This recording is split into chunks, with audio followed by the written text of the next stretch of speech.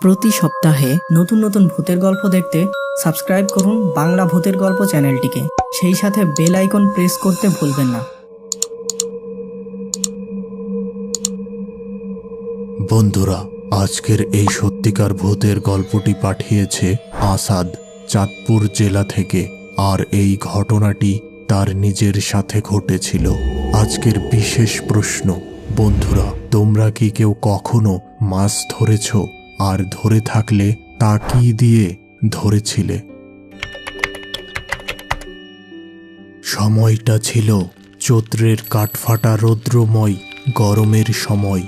এদিকে করোনা ভাইরাসের জন্য লকডাউন ছিল সারা দেশে। স্কুল কলেজ সবকিছু বন্ধ ছিল। আসাদদের গ্রামে প্রতিদিন সন্ধ্যা থেকে রাত প্রায় 2টা থেকে 3টা পর্যন্ত বিদ্যুৎ থাকত না।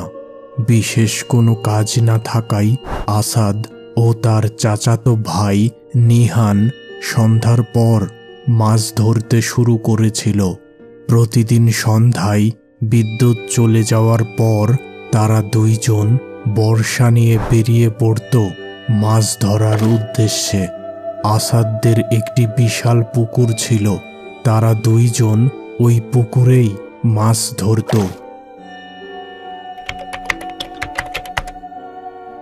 প্রতিদিনের ন্যায় সন্ধ্যায় বিদ্যুৎ চলে গেল। এবার আসাদ ও নিহান একটি বর্ষা নিয়ে বাহির হলো মাছ ধরার উদ্দেশ্যে। আসাদদের পুকুরে অনেক চেষ্টা করেও কোনো মাছ পেল না তারা দুইজন। রাত তখন প্রায় 10:30। আসাদ ও নিহান সিদ্ধান্ত নিল তারা এবার তাদের গ্রামের ছোট একটি খালে মাছ ধরতে যাবে। খালটি ছিল আসাদদের পুকুর থেকে কিছুটা দূরে। এই খালটি কিছু দূরে যে মিলিত হয়েছে একটি নদীর সাথে। তবে এই খালের পাড়ে একটি বহু প্রাচীন গাছ আছে। গ্রামের অনেকে মনে করে এই গাছের বয়স 100 বছর। রাতের বেলা কেউ ওই গাছটির কাছে ভয়ে যেত না। গ্রামের মানুষ বিশ্বাস করত ওই গাছের নিচে পিশাচ বসবাস করে। আসাদ ও নিহান খুব ভালো করেই ওই গাছটির ব্যাপারে জানত। তাই তারা খালে পৌঁছে প্রথমে ওই গাছটি থেকে দূরে মাছ ধরার চেষ্টা করছিল। কিন্তু এখানেও অনেক চেষ্টা করে তারা কোনো মাছ পেল না। এমন সময় ওই গাছের দিকের পানি থেকে মাছের ভেসে ওঠার শব্দ শুনতে পেল তারা দুইজন। শব্দ শুনে তারা বুঝতে পারল ভীষণ বড় মাছ। এবার তারা সাহস করে ওই দিকে এগিয়ে গেল এবং যে দৃশ্য দেখল তাতে তারা ভীষণ অবাক হলো। এত বড় শোল মাছ তারা জীবনে কখনো দেখেনি। লোভ সামলাতে না পেরে আসাদ দ্রুত তার হাতে থাকা বর্ষাটি নিক্ষেপ করল ওই মাছটিকে লক্ষ্য করে এবং ওই দিকে নিহান টর্চের আলো ফোকাস করল। তারা বুঝতে পারল বর্ষাটি মাছের গায়ে বিঁধেছে। এবার যখন আসাদ ওই মাছটি সংগ্রহ করতে যাবে ঠিক তখন নিহানের হাতে থাকা টর্চটি নিভে গেল। নিহান বেশ অবাক হলো এবং সে মনে মনে ভাবল টর্চে তো ফুল চার্জ ছিল, তাহলে হঠাৎ নিভে গেল কেন? এবার সে টর্চে হাত দিয়ে 2 বাড়ি দিল। সাথে সাথে টর্চ জ্বলে উঠল। কিন্তু টর্চের আলোতে তারা যা দেখল তাতে তারা একেবারে হকচকিয়ে গেল। বর্ষার মাথায় সেই মাছটি আর নেই। তারা ভীষণ ভয় পেল এবং দ্রুত ওইখান থেকে বাসায় ফিরে আসলো।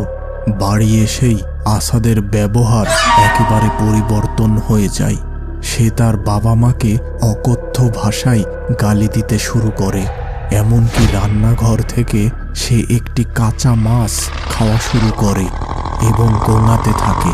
তার বাবা ব্যাপার কিছুটা বুঝে আসাদকে ওই রাতে একটি ঘরে আটকে রাখে। পরদিন সকাল হতেই আসাদের বাবা আসাদকে তাদের এলাকার একজন কবিরাজের কাছে নিয়ে গেলেন। কবিরাজকে দেখা মাত্রই আসাদ দ্রুত কবিরাজের কাছে যেয়ে তার গলা চেপে ধরল। অনেক কষ্টে আসাদকে কবিরাজের কাছ থেকে সরানো হলো। এবার কবিরাজ আসাদের বাবাকে জানালো, আমার মনে হচ্ছে খুব খারাপ প্রকৃতির একটা জিন আপনার ছেলের উপর আসর করেছে। আমার পক্ষে এই জিনকে তাড়ানো সম্ভব নয়। আপনি আমার ওস্তাদজির কাছে যান, তিনি একমাত্র এই সমস্যার সমাধান করতে পারবেন। ওস্তাদজির বাড়ি ছিল বরিশাল শহরে। সেখানে তার ভীষণ খ্যাতি ছিল। আসাদকে যখন ওই ওস্তাদজির দরবারে নিয়ে যাওয়া হলো, প্রথমে সে ওই দরবারে প্রবেশ করতে চাইছিল না। পরে তাকে জোর করে ওই দরবারে নিয়ে যেয়ে একটি বৃত্তের মাঝে বসানো হলো। অনেক রকম মন্ত্রতন্ত্র পড়ে ওস্তাদজি আসাদের দিকে পানি ছিটিয়ে দিচ্ছিল। আসাদের মুখ থেকে কেবলমাত্র গোঙানির শব্দ বাহির হচ্ছিল। অনেক সময় পর ওস্তাদজি বাহিরে এসে আসাদের বাবাকে বললেন, আপনার ছেলের উপর একটি পিশাচ ভর করেছিল। ওই রাতে আপনার ছেলে শোল মাছ রূপী ওই পিশাচের গায়ে বর্ষা দিয়ে আঘাত করেছিল। তাই সে আপনার ছেলের শরীর ছেড়ে কিছুতেই যেতে রাজি হচ্ছিল না। অনেক চেষ্টা করে আমি তাকে তাড়াতে সক্ষম হয়েছি, তবে একটি শর্তে।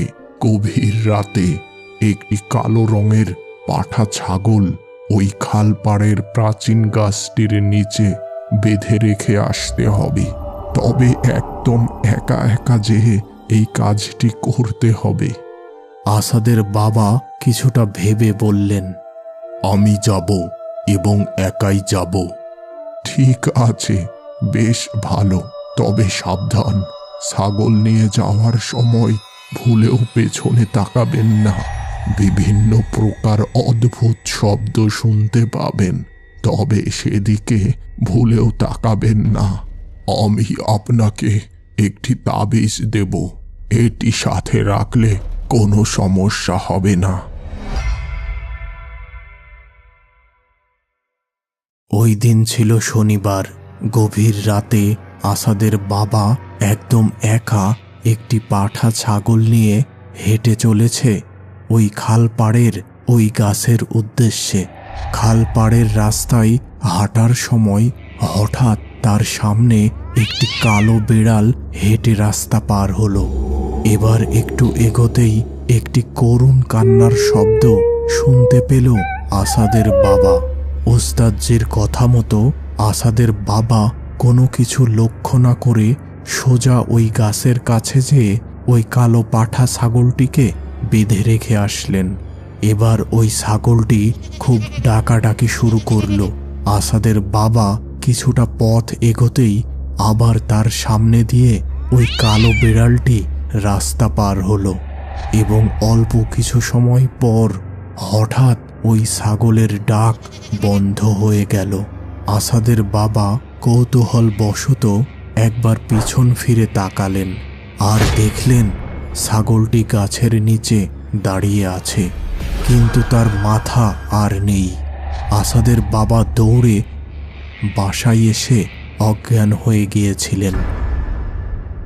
তবে পরদিন থেকে আসাদ সম্পূর্ণ সুস্থ হয়ে যায় এবং তার চাচাতো ভাই নিহান, যার ওই রাতের পর থেকে প্রায়ই জ্বর আসতো, সেই জ্বর আসাও সেরে যায়।